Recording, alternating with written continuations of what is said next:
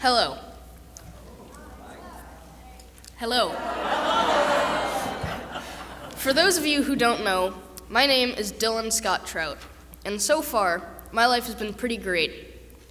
I was born into a financially and emotionally stable, somewhat, family. I'm quite spoiled and I've always had great friends and opportunities. I've traveled the world and seen more concerts than I care to mention. I'm not the kid with the inspirational story of how I rose from the ashes of poverty and abuse to become a corporation owner. However, I still have had many life experiences, and my short 14 years have prompted me to ponder the befuddlement that is life. So first off, be yourself. Now this is way easier said than done, and probably is one of the hardest things to not just do, but continue doing for your entire life. Recently, I read a story called Harrison Bergeron in my English class. For the uncultured swine in this room who don't know what this story is, let me read you the basic gist. The year was 2081, and everyone was finally equal. This is a really famous line, and is the first line of the story. This story is about when we have achieved the goal of having everyone be at the same speed by shackling them with weights. Everyone has the same intelligence because they wear earpieces that emit an ear-splitting noise every 20 seconds to keep them from taking unfair advantage of their brains. Essentially, imagine communism on whatever steroid Arnold Schwarzenegger is taking.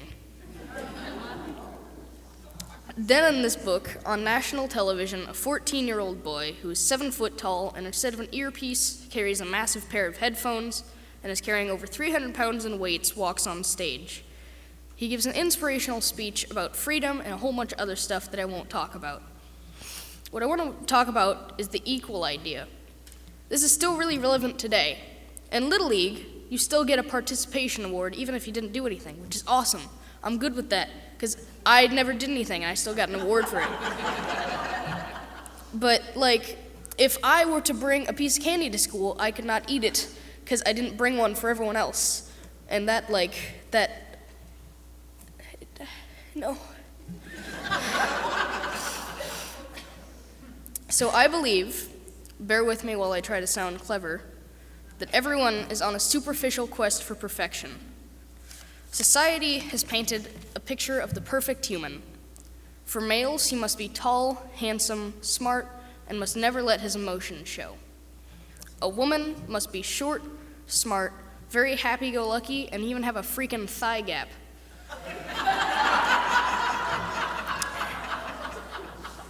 So why do we do this?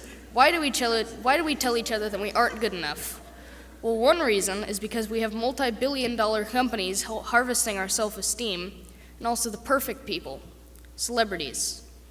The average human these days is so low on self-esteem, they can't love themselves. And when you can't love yourself, you can't love others or truly be yourself. So schools, we try to remedy this. How do you do it? You hand them a piece of paper with a circle on it, and you say 4 things you love about yourself. Write 4 things you love about yourself in the self-esteem circle. Why? It doesn't work. All of my friends who have low self-esteem, they did that, it did not make them feel any better. So we get trapped in this vortex of, if everyone else loves themselves except me, I can act like them, and then I will be able to love myself. Please do not get trapped in this vortex, for you must find a way to love yourself. My way of doing this is every day in the morning, I take a post-it note of something I like about myself. I try to have serious things. I put said post-it note on the mirror. As the days go by, you will have a wall of compliments looking you in the face. However, clear these every 30 days or so, or your mirror will just become corrupted by compliments. So, okay, I don't actually do that, but I saw it in a movie once, and it was cool, so I encourage it. But if that doesn't work for you, you're going to have to find a way to love yourself, and there are hundreds of ways to do this. You can go on WikiHow, you're going to be good. So, part of truly loving yourself is being able to love others, aka Matthew 25, verses 35 through 40, and Mark 12, verses 13. These are perfect examples of the golden rule. Be kind to others, don't put others down, and always remember, WWKD, what wouldn't Kanye do?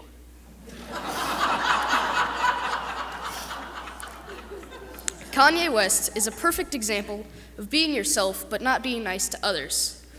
I don't think that he would like it very much if when he wins the presidency in 2020, which he will, if during his inauguration speech, Taylor Swift walked on stage and went, "I'ma let you finish," but Bernie Sanders had the best campaign of all time. So you need to hang in a delicate balance of being yourself and being nice to others. One cannot just be themselves at the expense of others. However, one cannot be nice, and not be themselves. You must find a balance based on who you are. And Kanye is an example of being yourself at the expense of others. So if you would want someone to be mean to you, be mean to them. However, I think the vast majority of us want people to be nice to us, so reciprocate it.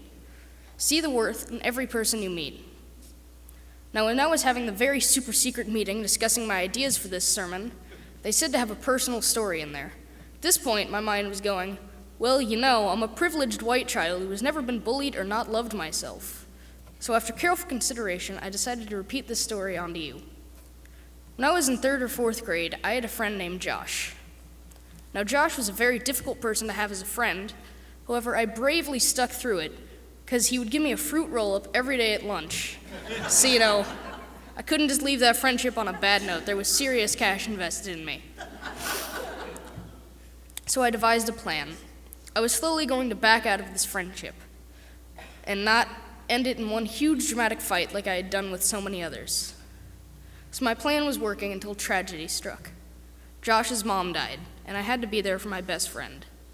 This was the first time I felt like Josh needed me, and I ended up staying his best friend for 3 years. Our friendship was no longer about fruit roll-ups. It was about truly being there for one another and trying to be the best that you can be. However, Josh was one who was bullied a lot. It did not make it any better that he tried to be friends with his bullies to try to get them to like him. So one day, at Josh's birthday party, everyone was having a good time, including Josh's bullies. So they decided to gang up on him. They threw insult after insult, metaphorically stoning him to death. These were not even bad things. However, Josh was incredibly sensitive. So even if they were like, "Hey Josh, you know, maybe you should get a new swimsuit. You've had that thing since like 2nd grade." He would freak out, and this was happening a lot during the party. Eventually, the insults were getting worse, to the point of explosion from Josh. Suddenly, Josh burst into tears and was just generally feeling awful. So I walked up to him and repeated a saying that my mom had said to me for years. What others say and do define them, not you. Suddenly, Josh stopped crying, and the bullies realized the error in their ways. Everyone had a great time after that. However, the main point in this story is what others say and do define them, not you. So next time you get riled up about someone saying or doing something, think to yourself that saying. So to conclude this mishmash of inspirational cat poster-esque sayings, remember, be yourself no matter what, love yourself no matter what, love others no matter what. If someone is in prison, visit them. If someone is hungry, feed them. If someone has invested fruit roll-ups into you, be their friend. And what others say and do define them, not you.